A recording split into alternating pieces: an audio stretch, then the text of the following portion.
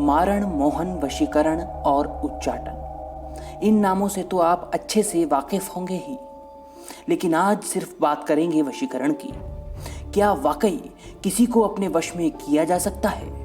क्या ऐसा हो सकता है कि आपका शत्रु आपसे दोस्ताना व्यवहार करने लगे? जवाब है हाँ। वशीकरण कोई नई क्रिया नहीं है, ये तो सदियों से चली आ रही एक ऐसी क्रिया है जिसका इस्तेमाल कई बार किया जा चुका है।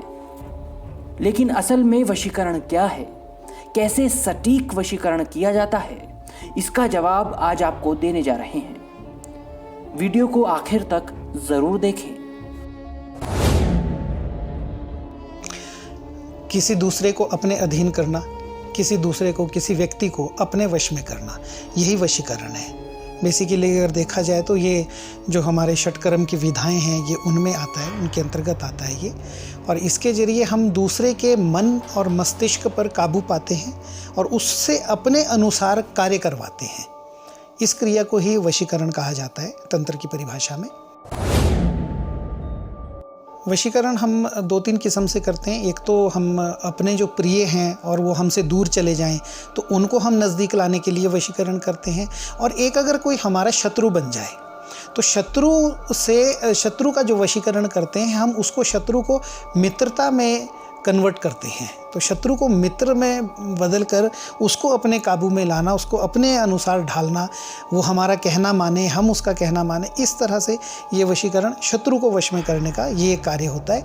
अलबत्ता बहुत सारे लोग, या कहा भी जाता है या देखा जाता है, सुना जाता है ऐसा कि शत्रु को वश में करके उससे उल्टे काम करवाते हैं लोग, तो जो कि गलत है। इस विधा में या इस परंपरा में हम नहीं हैं। हम शत्रु को मित्र बनाकर उसे अपने वश में करते हैं। देखिए, अब शत्रु है, उसको हमने अपने वश में करना है तो भी तरीका एक ही है। और अगर कोई हमारा पार्टनर है, कोई हमारा प्रिय है, भाई है, बहन है, पति है, पत्नी है, वो अगर किसी दूसरे के उसमें चला गया, उसको हमने अपने पास लेकर आना है, तो उसके लिए हम एक उपाय करते हैं। बहुत साधारण और सिंपल सा उपाय है जिसे हम कहते हैं कि मीठा उपाय जिसे हम कह सकते हैं। एक कोरे कागज़ पर दोनों के नाम लिखने हैं और बीच में लाल अंकों से, यानी कि दोनों के नाम लिखें दाएं बाएं, लेफ़्ट राइट पे। यहाँ पर हमने ए का नाम लिखा है, यहाँ बी का। बीच में लाल स्याही से हमने प्लस का निशान लगाना है, यानी कि हमने उन दोनों को जोड़ना है। ये बात आई। फिर इसके बीच में हमने इसी कागज़ के ऊपर हमने मिश्री रखनी है। मिश्री के साथ हमने पूरा पका हुआ केला, चितरी वाला केला, उसको हम रखते हैं, लपेटते हैं। लपेटने के बाद हम उसके ऊपर मंत्र जाप करते हैं। उन दोनों का संकल्प करते हैं पहले कि हाँ, ये व्यक्ति इस व्यक्ति के साथ प्रेम में बंध जाए। अब देखिए, अगर शत्रु भी है, अगर हमसे दूर है, तो जब हम उसको प्रेम में बांध रहे हैं तो वो हमारा हो गया। या पति पत्नी है, भाई बहन है, सास ससुर है, हम तो जिसे कहते हैं कि सास और बहू का आपस में वशीकरण कराते हैं, इस तरह से कि सास बहू की बात सुने, बहू सास की, तो एक दूसरे के प्रेम में बंधे। तो उसके ऊपर फिर वो मंत्र जाप होता है। मंत्र अलग अलग हैं, वो समय अनुसार उनको बनाया जाता है और मंत्र जाप किए जाते हैं। मंत्र जाप करने के बाद उस केले को एक किसी ऐसे पानी की जगह पर डाल दिया जाता है, जिसे हम पीने का पानी कह सकते हैं, या मीठे पानी का कुआं जो होता है, आमतौर पर वहाँ पहले डाला जाता था पहले। अब हम उसको वैसे भी कहीं चलते पानी में भी डाल देते हैं। नदी में उसको ज़रूर डाला जाता है, लेकिन नदी में बहते पानी में नहीं, नदी के किनारे खड़े पानी में, जो तालाब सा एक बन जाता है छोटा सा, कहीं पर भी खड़ा पानी नदी के किनारे अक्सर होता है, वहाँ पर उसको डाला जाता है। वहाँ पर भी प्रार्थना की जाती है। और देखिए, वशीकरण में जो जिस व्यक्ति का हम वशीकरण कर रहे हैं, एक वो, और जिसके साथ कर रहे हैं वो, उन दोनों व्यक्तियों के कुल के देवता, उनके स्थान देवता, उनके पितृलोक में बसे हुए पितृ देवी देवता, उन सब का हम आह्वान करते हैं। जिस स्थान, जिस तालाब, जिस नदी में हम उस केले वाले उसको डालते हैं, उस जगह पर भी हम उस जगह के, वहाँ के स्थान देवता, वहाँ के ग्राम देवता, वहाँ के नाग देवता, उनको हम साक्षी करते हैं, उनको हम साथ रखते हैं, ख्वाजा जी को साथ रखते हैं। और साथ ही साथ इन सब के साथ जो एक सबसे बड़ी बात है वो ये है कि ये वाला उपाय केवल और केवल शुक्रवार के दिन होता है।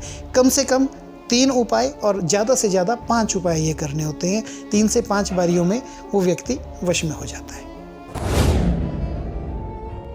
तो बहुत सारे मंत्र आपको मिल जाएंगे, बहुत सारे लोगों द्वारा भी दिए जाएंगे आपको, लेकिन जो सबसे बड़ी बात है कि अगर हम तंत्र की उसमें देखें तो तंत्र के क्षेत्र में अगर सबसे बड़ा कोई ग्रंथ है तंत्र ग्रंथ, तो वो है हमारी दुर्गा सप्तशती। तो दुर्गा सप्तशती का आप कोई भी मंत्र ले सकते हैं। उसके बावजूद फिर भी मैं कुछ बता सकता हूँ आपको। तो उसमें नवारण मंत्र का हम जरूर उस पर जाप करते हैं।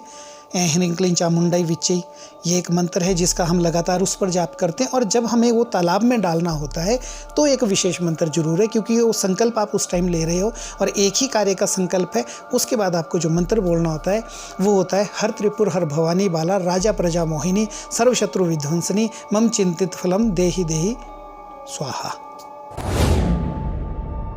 इसमें सबसे ज़्यादा जो सिंदूर का आप देखते हो, हनुमान जी वाला जो सिंदूर होता है उसके तिलक अधिकतर लोग लगाते हैं। तो और वो उस पे भी मंत्र पढ़ा जाता है। और मंत्र में वही है, फिर वही बात आ जाती है कि दुर्गा सप्तशती से ही पढ़ा जाता है। जहाँ तक बीच में आपने सियार सिंगी या गिद्दड़ सिंगी एक ही चीज़ है, अगर उसकी बात की है तो उसको शोधा जाता है, उसकी साधना की जाती है। सियार सिंगी या गिद्दड़ सिंगी को हनुमान जी वाले सिंदूर में रख के दिवाली वाले दिन, दीपावली वाले दिन जो पूरे पंच पर्व होते हैं, त्रयोदशी से लेकर और दूज तक जो चलते हैं, उन पर्वों में उस पर इसी नवारण मंत्र का ही जाप किया जाता है। इसी मंत्र के जरिए उसको पूरी तरह से साधा जाता है। और वो जो उसका वो जो सिंदूर होता है जिसमें सियार सिंगी को रखा जाता है, उसमें लौंग भी होती है, इलायची भी होती है, वो सारी चीज़ें वशीकरण के काम आती हैं। तो ये वाला सिंदूर निकालकर पूरा साल लोग खुद भी इसको इस्तेमाल करते हैं और अपने दूसरे लोगों को भी, जजमानों को भी देते हैं। इसके अलावा अपामार्ग, जिसे हम पुटखंडा बोलते हैं, उसकी जड़ निकाली गई हो, उसका तिलक लगाया जाता है, उसको घिस के उसका तिलक लगाया जाता है। इसके साथ साथ ही सफ़ेद चंदन का तिलक भी होता है, उसको भी घिस कर किया जाता है। लाल चंदन का भी होता है। और एक जो और बहुत जो सबसे ज़्यादा इसमें सटीक मैं बताना चाहूँगा आपको, वो होता है रक्त गुंजा की जड़ का तिलक। रक्त गुंजा, घुंघुंची जिसको हम बोलते हैं, रत्तिका भी बोलते हैं। ये एक लाल और काले रंग के दाने होते हैं, लाल काले और सफ़ेद रंग के भी होते हैं।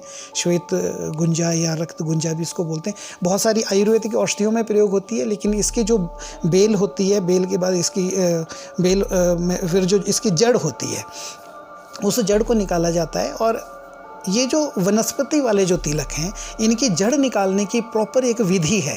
पहले दिन, एक दिन पहले हम उस जड़ी बूटी को निमंत्रण देकर आते हैं। उसका पूरा एक चैनल है, वो चैनल जब समय होगा तो वो भी ज़रूर डिस्कस करेंगे।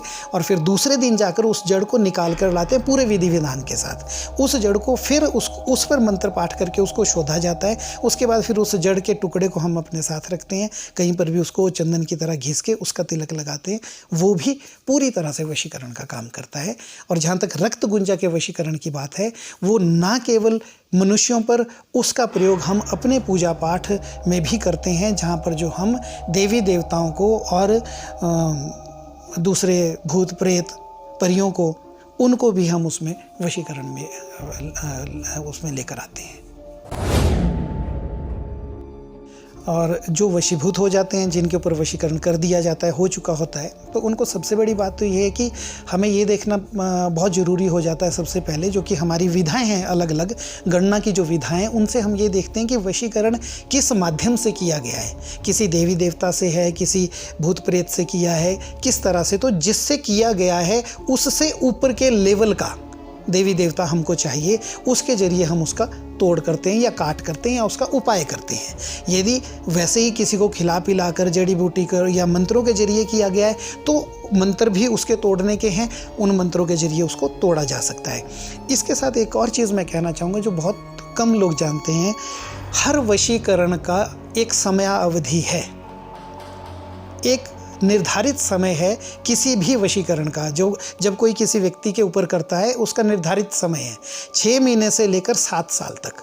मैक्सिमम 7 साल का समय होता है किसी भी वशीकरण का। उसके बाद वो अपने आप ही ख़त्म हो जाता है, स्वतः ही, मतलब अपनी मौत, वशीकरण खुद मर जाता है। उसके बाद व्यक्ति खुद खुल जाता है।